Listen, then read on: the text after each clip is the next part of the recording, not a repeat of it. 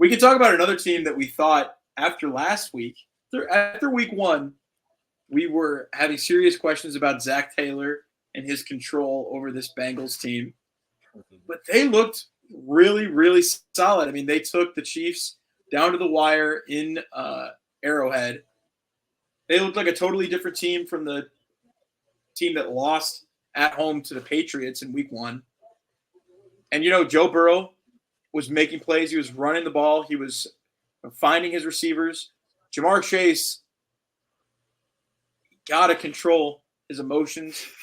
I don't know what's going on with him, but he seems very disgruntled.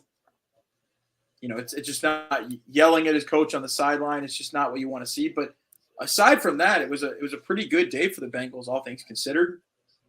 And they're facing the Washington Commanders and the rookie quarterback of Jaden Daniels. And I hate to simplify a game like this, but I consider Joe Burrow to be up there with those other quarterbacks of, as soon as I see he's on the bill, I'm going to have to consider who he's facing, and I'm going to have to consider the circumstances. Is Joe Burrow at home, a good solid week under his belt.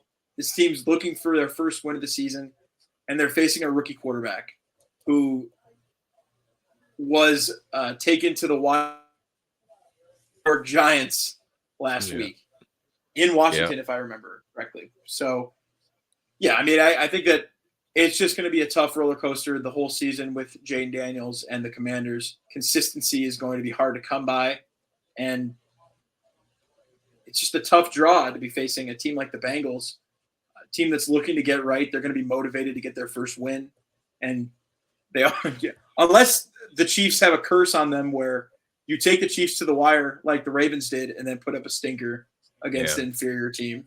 And then maybe now the Bengals take the Chiefs to the wire and then the next week put up a stinker against an inferior team.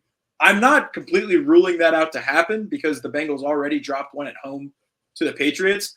But if it does, then we would be looking at Zach Taylor's job, because what in the world is going on if you lose this game to a rookie quarterback and by all means a inferior team in the Commanders? Not necessarily the worst team in the league, but certainly a bottom third team in the NFL through the first 2 weeks. If the Bengals want to have any chance for the rest of the season, this is a game they absolutely have to win. Well, to be fair to the Commanders, I will say Jaden Daniels has been the best rookie quarterback to date. I think that's only because he's had a really good run game, or at least they've been able to establish somewhat of a run game for him to play off of, which goes to show you, I think, the importance of establishing the run for all teams this year. But you're right. I think this is a must-win game for Cincinnati, for everyone involved. I think if Jamar is going to play on Sunday, I think it's a must-win game for him, must-win game for Joe, and a must-win game for Zach Taylor. I don't think you can go 0-3 in this division and expect to get out of it. The AFC, it still feels like it's up for grabs, but I would like to see the stat right now, how many teams have gone 0-3 and made the playoffs. And if you go 0-3, how many more have you played a divisional game yet? No. That answer is no. So to go 0-3 without playing anybody in your division, that's a serious concern. So it's a must-win game. I expect Cincinnati to come away with it. But yeah, the issue for me is, can we rely on T. Higgins this year? Because by all accounts, it looks like he's checked out. He could care less to play. Now, maybe he does have a serious hamstring injury. But in my opinion, I think they absolutely mishandled this situation from the get-go.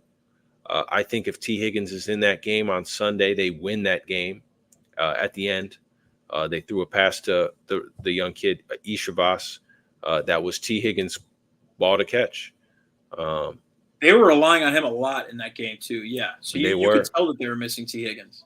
Yeah. And I think going forward, the interior defensive line still has some questions. You're relying on a rookie, Chris Jenkins, who's injured, and B.J. Hill, who's injured. So if the Commanders are able to run the ball up the middle, there could be an upset, but I think it's just too much of a must-win game for Cincinnati to say that they'll lose this game. 7.5 points is a lot of points, though, so I'll hold off on that. But I do expect Cincinnati to win a must-win game. I mean, and Jaden Daniels has – I don't want to make it sound like I'm poo-pooing that guy because he's shown that he could be immediately a top running quarterback in the NFL and a top quarterback as it relates to, like, ball control, being able to do a lot of things with your running game with Jaden Daniels. And as long as he can take care of the ball and not make mistakes, I think that the Commanders' offense could be they've got running backs too. They've got Eckler, they've got Robinson. They have answers on their offense, but Cliff Kingsbury kind of strikes me as somewhat of a mad scientist with the way he does things. So I'm not sure whether they'll be able to control themselves. But if they can control their game, control the mistakes by their QB, they have a running game that's a solid foundation. And then build off that with Dan Quinn's defense. You can see a path to success for them, but I don't think it starts this week against the Bengals. Yeah. And if it does, then, like you said, I think Zach Taylor's head could be next for this Bengals team. We could be talking about, are we going to start saying Clint Kubiak anytime we think of an intriguing spot we could, for him? Honestly. You could. I don't know. Yeah. But I will say Clint Kingsbury so far, we've always been concerned about his play calling. He's done a good job so far, at least. So keep an eye out. It could definitely change. I mean, he certainly wasn't a good head coach, but he's been a great offensive coordinator in the past. We'll see if it works in the NFL for him, but that should be an interesting game, Commanders at Bengals, because the pressure there's basically no pressure on the Commanders. I don't think anyone expects them to win that game. No. And there's all the pressure in the world on the Bengals. And I do think that a guy like Zach Taylor in that game could be, maybe it's not this week, but if you lose this game, as you said, you may not be getting to the playoffs. And if you don't get into the playoffs and you still got Joe Burrow and you have Jamar Chase and T. Higgins are technically still on this roster, you might be out of a job for sure. So maybe my Zach Taylor warm seat prediction wasn't so crazy